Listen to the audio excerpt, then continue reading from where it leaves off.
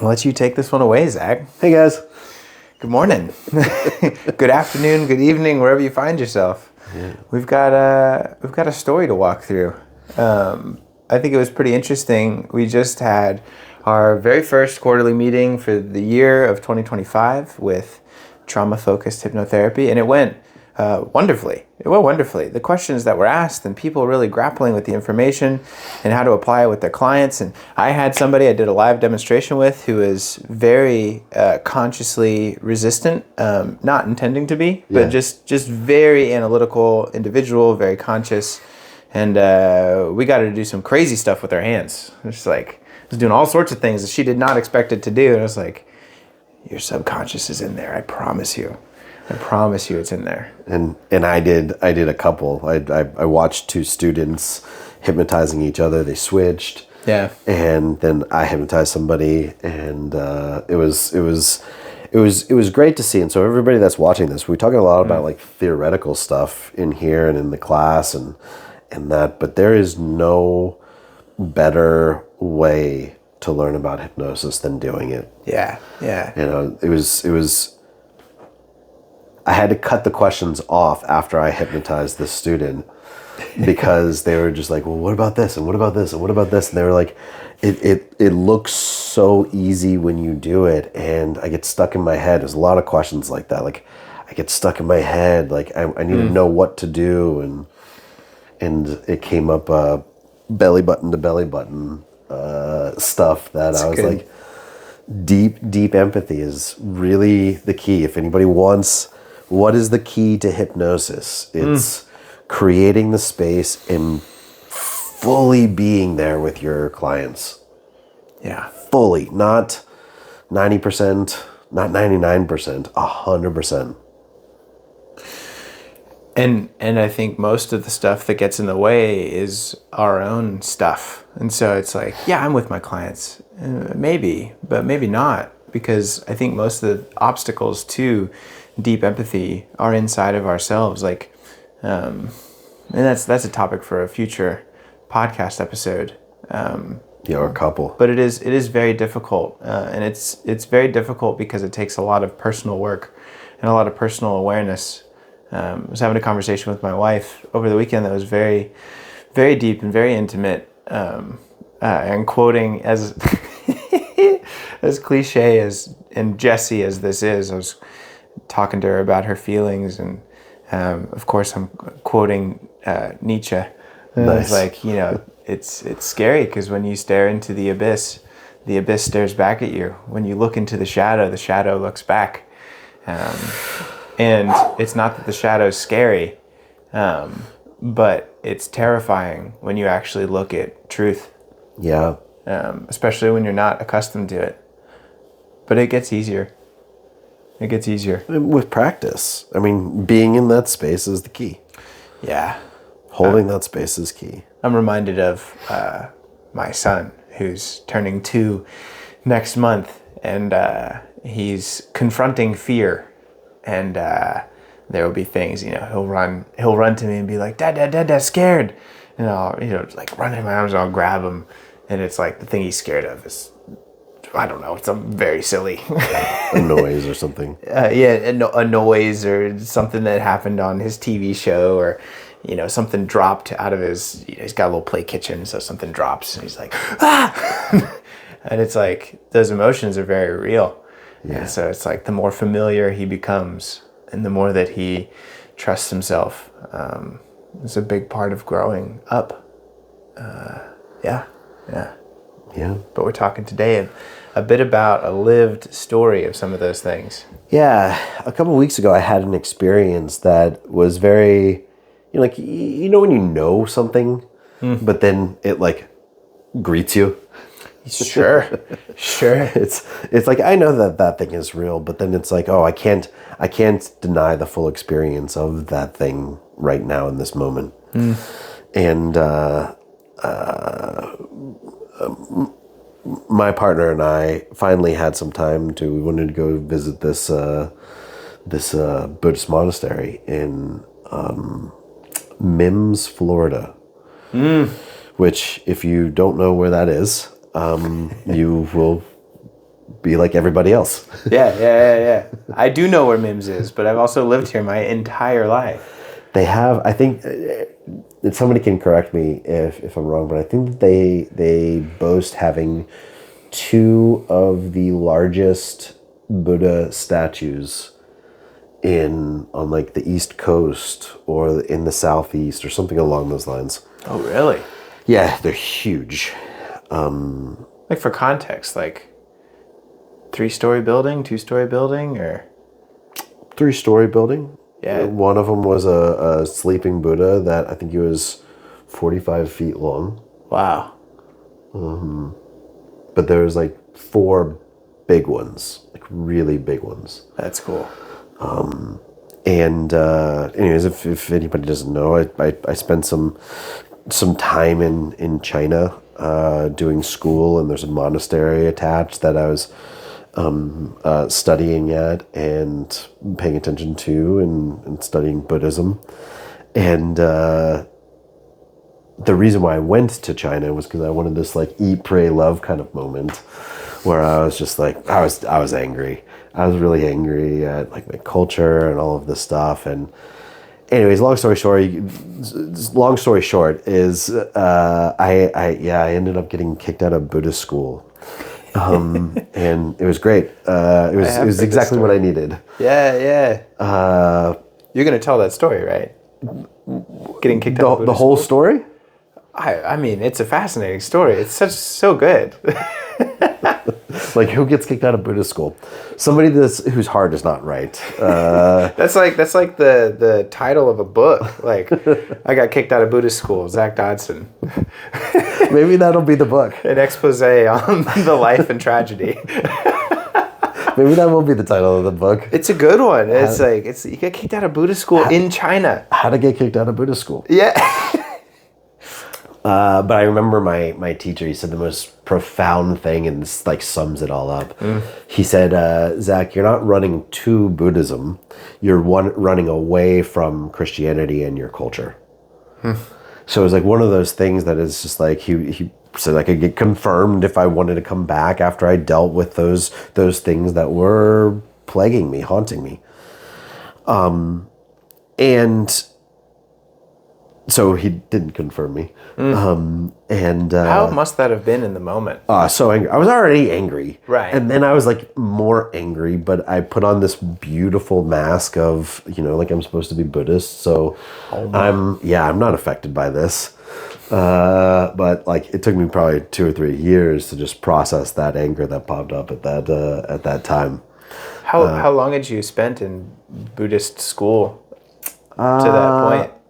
Like what time commitment had this been, like investment? 2 semesters. Is that like a year? No, like it was like summer, fall. Summer and fall. Okay. Yeah. What got you to China? Because this was in China, yeah? Yeah. Did you go for running for this? Yeah, or yeah. Okay, so it wasn't like you were in China and then you're like, oh, let me also. No, I wasn't stopping by. No, I was going for this purpose. This was the purpose. Yeah. It was wow.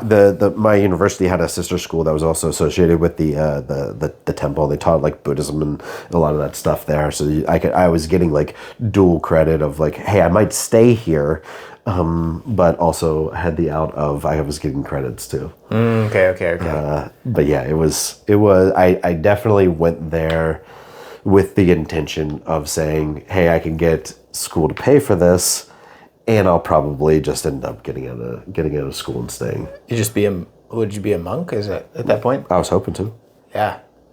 I thought that, and this is really the key here. Is like I thought that if I did this thing, then I would be happy. I would find happiness, instead of looking for happiness like internally. Not to be too cliche, but I was so angry. I was searching for something that would soothe that would give me a respite to being angry about everything. So I think my lot of experiences, did all of the cognitive studying, did the fasting, did the vows, did the classroom, did all of the meditation, did all of that stuff to be a good Buddhist. Yeah, I've heard you've sat quietly under a tree for very long periods of time. Is that true? Never. I mean, I'm sure it was underneath the tree at some point, but it was mostly like in like the hall. Oh, okay. The meditation hall. Yeah. But yeah. I mean, meditation sessions for all day long. Well, like all day long is how many hours? I think the longest one I did was like 12 or 14 hours. You just sit there for 12 or 14 hours. That's an experience I've never had. And not like sitting there, like laying down or anything, like sitting in a full or half lotus. Yeah. Depending on the time that it was. Did you take potty breaks? No. You just no food, no water. You sit there, meditate. Wow, I think I could have taken a potty break if I needed to. But I mean, I guess you get so in the moment and in tune. You're not eating or drinking, so it's like you need to. And this is a Western showing of like, that doesn't, the logistics of that just don't add up. Can you see me doing like a walking meditation and they have these like we had this giant labyrinth that was on the ground. Yeah. So it wasn't like a labyrinth like there's like trees or anything like that. It was just like you walk in this specific pattern. Mm-hmm. You see me in some robes doing that? I absolutely could. Yeah. I love labyrinths. That was probably my favorite thing about it. My grandparents' Catholic church has a labyrinth in the back. Yeah. Yeah. And so I've gotten to walk a labyrinth while praying. It's magical. It really is. I really enjoy that one. But I think that the connecting it to this experience that I had this other week is I get there and I'm talking to my partner and I'm like explaining all of the things. I was like, I remember I everything clicked when I was sitting here like trying to mansplain the sleeping Buddha and how the Buddha, like passed away while meditating. And like the sleeping Buddha is there to, like all this dogma around it. Like you sit in front of the sleeping Buddha and you meditate on death and change and things going from being alive in this way, not just people or things like that, but like time or a project or a job or whatever it is, and you sit and you meditate.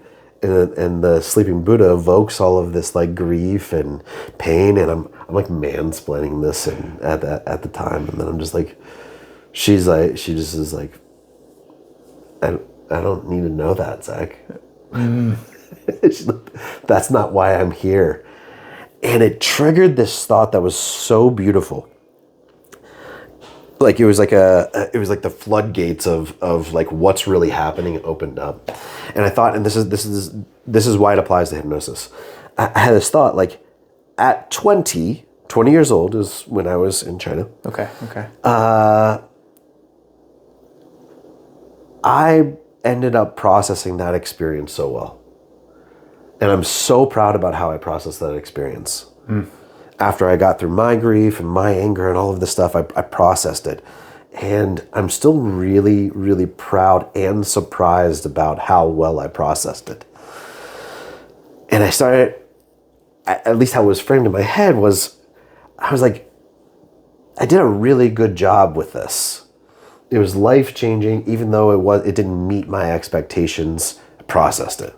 Then I thought, I don't know that I've really gone back to that. I don't know that I've really been in the space of needing to reprocess that. I processed it, I framed it, I put it on the wall, on a shelf, and I allowed it to be everything that it was for me. And I was so proud about that for so long that when this I had this moment here that I was like, I haven't reprocessed that since I was 20. What does that mean? That means that I'm still trusting a 20-year-old version of me to like be the keeper of this principle inside my head. Yeah, wow. And the 20-year-old version of me, like, though he did it really, really well, I'm not 20. Not anymore. That was quite literally almost 20 years ago now. And I'm sitting here thinking at this place that I'm this existential crisis in Mims, Florida. In Mims, Florida, yeah. Population 638, and they're really passionate about that 8. That 8. They've got it down. It's like I don't want this 20-year-old version of me to be the keeper of this principle in my life. And then I started thinking, like, well, then what do I need to process in order to make it real? And then it was like, everything. I have to process everything over again. And I was like, immediate resistance. Oh. I don't want to have to process that. And then my next reaction was, wow, I'm really resistant to reprocessing all of this stuff.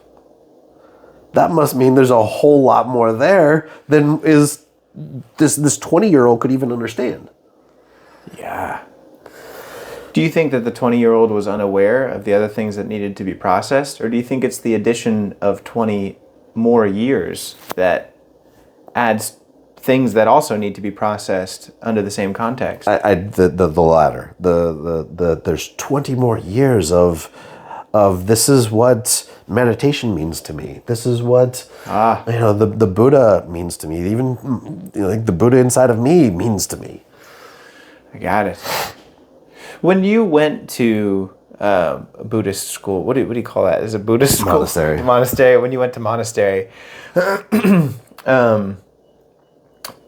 mean, this is a difficult question, but how do you think that changed your life? Meaning, what is the biggest part that you took away that's like, this is what I had to unlearn in the new direction I must go?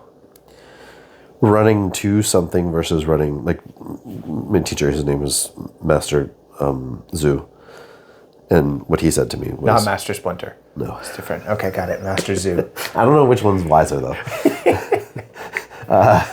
I can tell you which one I like. Is cheese pizza with my best friend sounds great. Thanks. Yes. Yeah. We didn't eat cheese pizza in China. Yeah, okay. Bummer. I think they're missing out.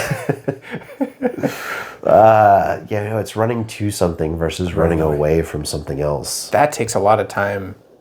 There's so many things that connects to. That takes time to fully process. And it means something different depending on the stage of life that you're in. Yeah. I was a kid that didn't have anything. Like that didn't have anything to lose. Like I could stay there. Like if I stayed there, I would call a buddy and ask him to empty my dorm room or my storage unit. And that would be it. That's it. That was the extent of everything Zach owned. The connections that you had to the world outside. Yeah, life is very different right now. You're a lot more tied down. How would you phrase that? There's a lot more at stake. Like a lot more at stake. I have a connection that I want to have with a lot more people, like including a kid. I don't want to just be like, see you, bud. Yeah, at 20 it can be, see you guys later. Yeah, I'm gonna go be a monk now. But at 40, the stakes are greater, at least in your mind. Yeah, and it affects more people in a much deeper way. Yeah. Not like it wouldn't affect people in the first case, but it affects people in a much greater way. And I think that in sharing this, like in reprocessing it, that my passion for hypnosis, I think, is based just in that. Is like it gives us the space to be safe and reprocess things. Even if we've reprocessed things so well. So there's an affirmation for what at 20 you reprocessed or processed that very well for a 20-year-old. But now with the addition of another lifetime. Well, there's some reprocessing to be done. And I think that that's, been my task over the last 2 or 3 weeks. Yeah. Is sitting in that unconscious space of reprocessing things without looking at a younger version of myself and like putting him down for not doing at that time what I can do now. Do you think that your mind naturally goes in that direction of like, well, he fucked up, the 20-year-old? It's not that. It almost sounded grim, damning. but it's just like it's still like admonishing. Admonishing. Like I have this story about this. When the little guy was a baby, I was in Publix, right down the street. And this lady like walks up to me and just like dismisses me, looks straight at him who's in the little carriage, and starts baby talking.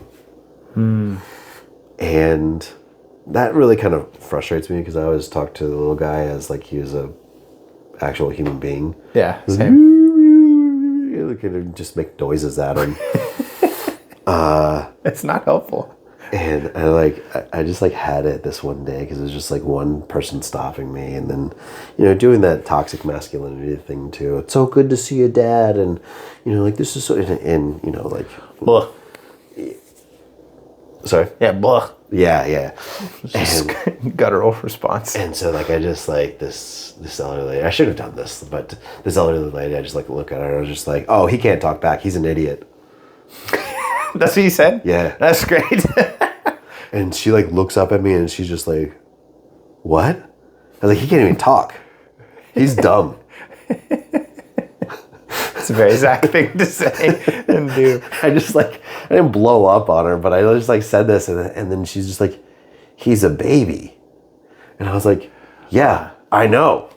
How dumb are babies? They can't even talk. And she's like, she didn't get it because she's like, well, for somebody that's that young, you don't put them down for not being able to do something that they would do later on in life. And it was like such a point. And I was like, I know. He's a miserable creature. Sometimes he shits himself. Yeah, like right on him, and he just like looks at it, doesn't do anything about it.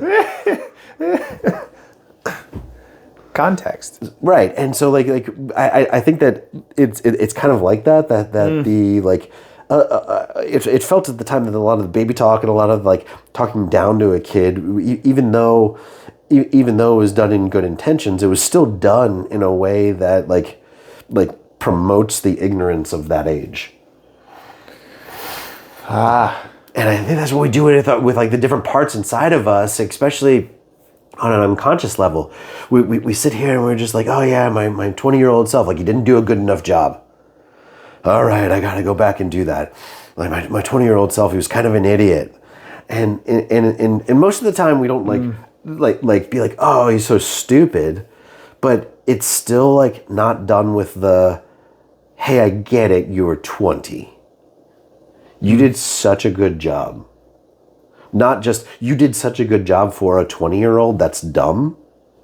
You did such a good job for a 20-year-old, period. Like, you may have done a good job in processing that thing for a 40-year-old. I still need to go back and reprocess it. Yeah. How do you know when, or how do you define? I'm not sure, but capacity versus completion, right? Like you probably process that to the maximum capacity of a 20-year-old, but the process of completely processing that is still incomplete, but it was done to the capacity of a 20-year-old. Well, what that brings up in my head is, I think it was O'Hare. He was a student of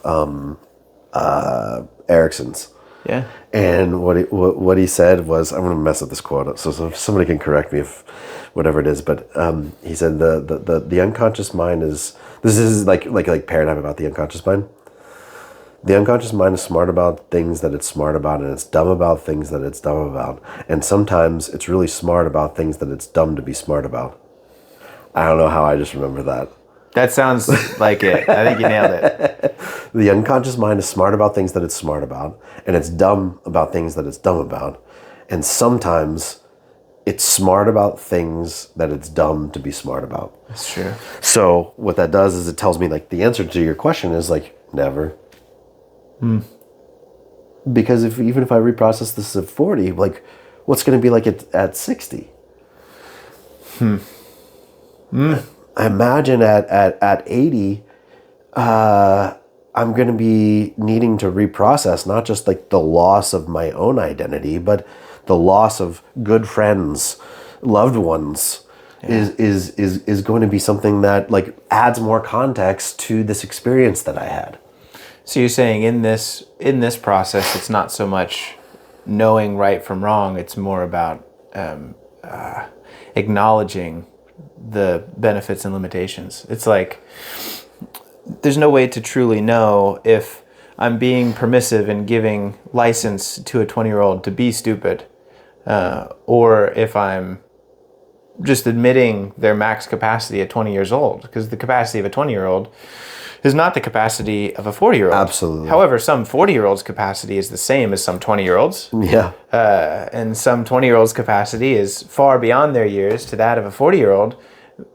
You can't really know right from wrong. It's not black or white. It's just, well, you want to be pursuing excellence, but also with the awareness and insight that things can only be so excellent with the limitations of 20 years experience. Yeah. Limitations of whatever my experiences are. Yeah. So it's not widely, I don't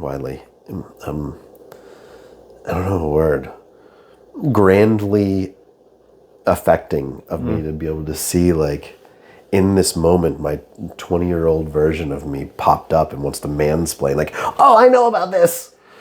Also, for you, that was kind of like a subconscious expression of that 20-year-old. Is that character came to the forefront again? And you're like, this character is a little bit immature. Yeah, and I was like, it's almost startling because outside of this monastery, the character that you play is much more mature, and then you enter back into a context and a character, an archetype that you haven't played for 20 years, and you're like, oh, there's some growing up that this character needs to do. And I might find myself in that position more than most. What leads you to say that? What are the thoughts behind that comment? A part of me just popped up and was just like, yeah, I remember when you mansplained racism to your black partner? And I was like, oh yeah, I remember that too. Yeah. That's a story for another time. But yes, I did find myself, and it clicked just like this moment, sitting here mansplaining a situation that she and we were treated in a very racist way. It was when she was like, oh yeah, Zach, do you need to process this? And I was like, oh, the awareness of the moment. My privilege is flooding back in. A very much younger version of me is in charge right now, and it wasn't a 20-year, it was probably more like a 14-year-old. Oh, goes way back. Is that one of the hallmarks of when you go back to an old archetype, is anger and running away versus running towards? Is that one of the... It's one of the... For me. For you, yeah. This is a personal question. When I'm like, oh no, not that. Yeah. When there's the negative of it. Yeah. So are you saying that over the past, 20 years, from that experience, things have become more positive, not as in they're nicer to say out loud, but you're running toward things rather than away from things? More? I don't know how to quantify that. That's fair. Certainly with experience, especially experience of the unconscious mind, there's a quicker like reframing of what's happening. Where before it would be like, oh, my younger version of myself pops up and I don't know for days or weeks, or it's only my therapist that could tell me. Oh, that looks like a younger version of you. Oh, yeah. Damn it. Yeah, that makes sense now. But now it's more, oh yeah, I just did that. Is there value to that younger version of you sort of saying things? I mean, it sounds like as you talk about it, Absolutely. it's very easy to be like, oh, that idiot. No, absolutely. I love that process. I think that process is amazing. I think it's one of my favorite unconscious communications. I look at it like when a younger version of me pops up, it's my unconscious mind saying, look. So there's always benefit and progression that happens after that. No matter how stupid I might look in the moment to somebody else, Sure. like mansplaining racism as a white cis stray looking dude to your black immigrant partner. Right. That looks dumb. That looks really dumb. It does, but it sounds like you have an appreciation for it. It's Absolutely. like that younger character needs to be there because it helps the older character grow up. And I think that's where I've gone wrong, and where a lot of us go wrong, especially in hypnosis. The client that comes in, the student that I think that you're talking about, that's just like, tell me how to do it right. Tell me how to do it right. You know, like the reason that's there and the rigidity is there is because the unconscious mind has been saying like, hey, like pay attention to this, and we go, no, that looks dumb. I can't be like that. Or, you know, go back to the mansplaining racism. It's like, I start mansplaining racism, and then I'm like, no, like, actually, that's not mansplaining racism. I'm not racist. That can't be the case. Like, look at my history. Look at my credentials. You know, like, that looks worse. That's always off. You're always in a worse situation after that. I'm not homophobic. I have gay friends. Yeah, like my cousin's friend's wife. Yeah. I say that because we hear that one all the time. Yeah.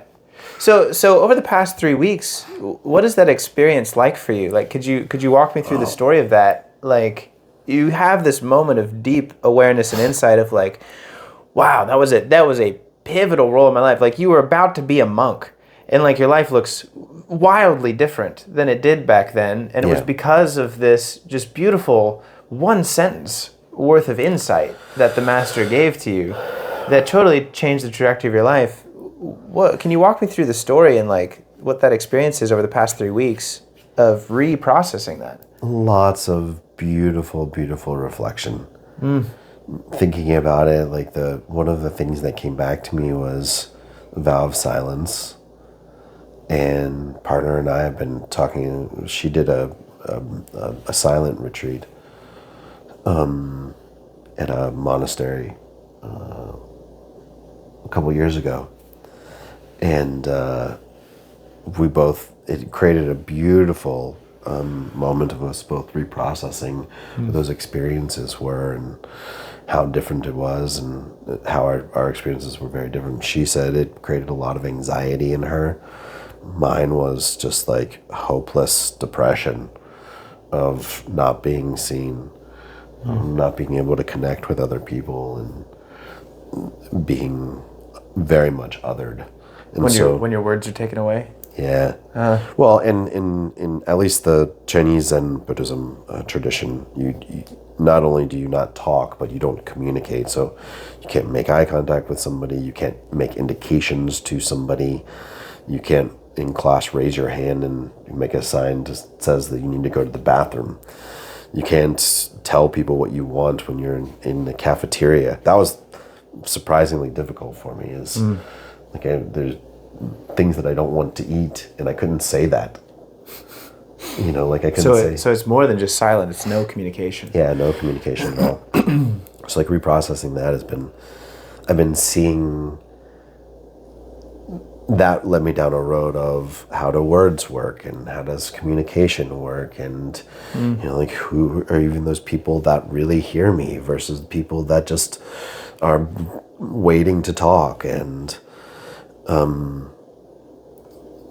that was something that I didn't process when I was 20, is the difference in the use of silence, because I was loud and quite obnoxious And angry. And now it's like I'm in a supervision with an intern who's processing this in my head. The intern was like, what about, this is what happened, this is what happened, this is what happened, this one, and she was just like, and I was just like silent, and there could have been so many times that I could have interrupted to give her insight on all of these things. And then it was very beautiful that at the very end it came to me, it was just like something that connected all of the dots of everything that was speaking, and I just said that one thing. And so it's been a lot of reflection like that, but also a lot of like stuff coming up from the unconscious mind.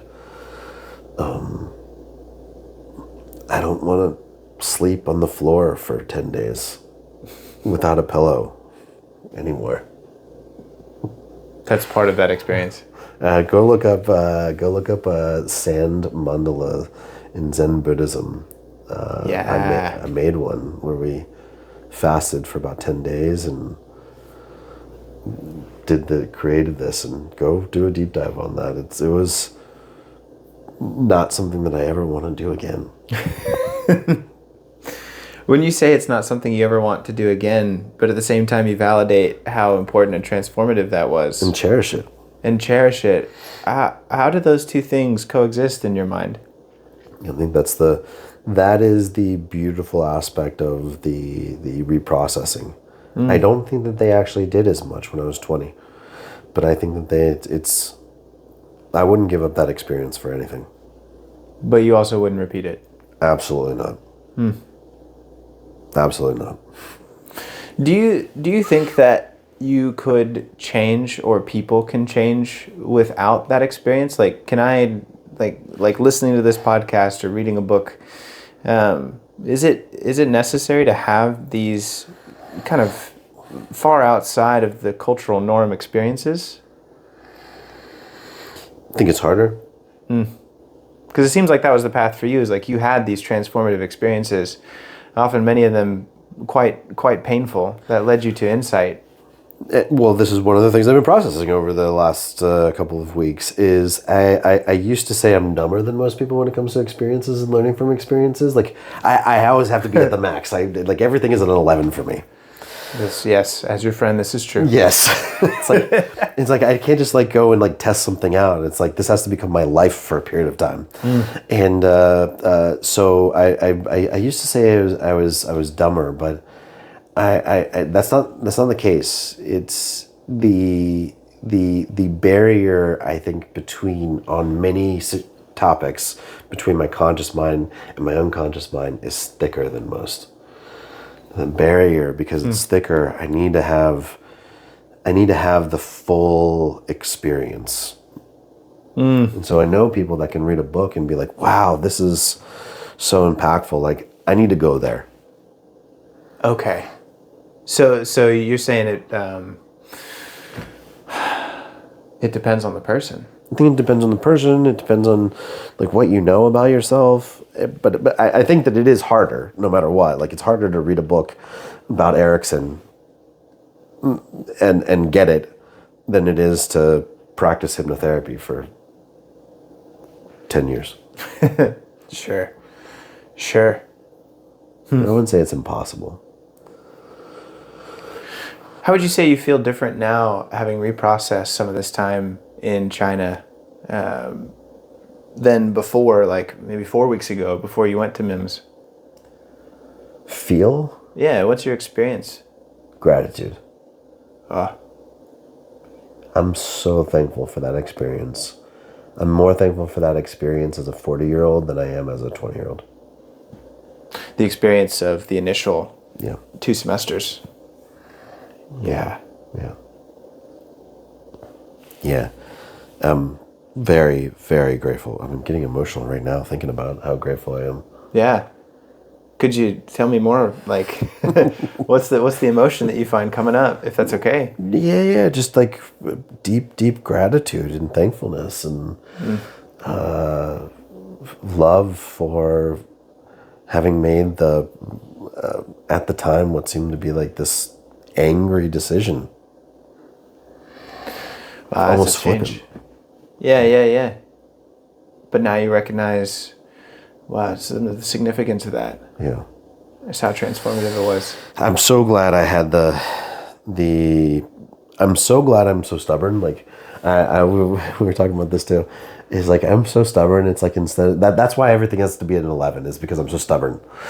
And I love that about me. It's like people talk about this thing and instead of like, I'm going to learn everything about it before I go and do that. But it's just like, I don't really know it until I've fully experienced that thing is a part of my stubbornness. Yeah. I like, I mean, even as simple as when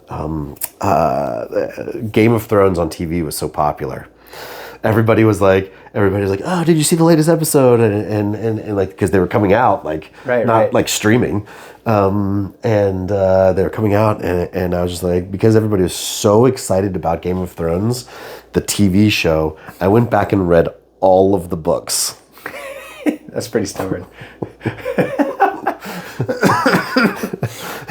in like the first season of it being on TV, I read all of the books that were published at the time. Right. And like that. But so the point about that is that like it gives me, it makes the I need to be fully enriched in it, and I like that about me as far as the stubbornness. So that's the same reason why it's like, oh, I don't want to take I did take a class in the States on Buddhism, and I was just like, this isn't enough. I'm gonna move to China. That sounds like a very Zach thing to do. Because I want to be able to tell the nuances. And so there's a recognition of the stubbornness and the obstacles that type of personality creates, but at the same time, an appreciation for it. And I think what I feel from you during this more like really of an interview is Thanks, by the way. I can see the gratitude and the appreciation that was in stark contrast and is in stark contrast to the anger and angst of a 20-year-old. I mean, it's very different, but at the same time, I can still see that a connection with and an ability to reconnect with that anger has not been lost. It's that there's been an addition of gratitude and appreciation and drive toward goals rather than away from pain. That is very impactful, and a perfect example of your question about what's the difference is and how to reprocess that. I've never had that thought, even though it's obvious when you say it. I need to process that. Which piece? Everything that you just said is like Fair. the connection in the contrast. Yeah. That's helpful. Well, Zach, we're out of time. Yeah. This has been wonderful. Thanks for sharing your story. I do think it's an experience that most people have not had. But I certainly am one of those who enjoys listening to the stories of others, and I think I can take away some stuff, and my life can be different just by listening. And so I know a lot of people who listen to this are that way too. So, thoughts or comments, put them down below. And maybe we'll do a follow-up and talk about some more stuff next time. Sure. Cool. I'm going to go bang my head up against a different wall. Sounds great. Oh, man. Until then, we'll see you next time. Bye, guys. Bye.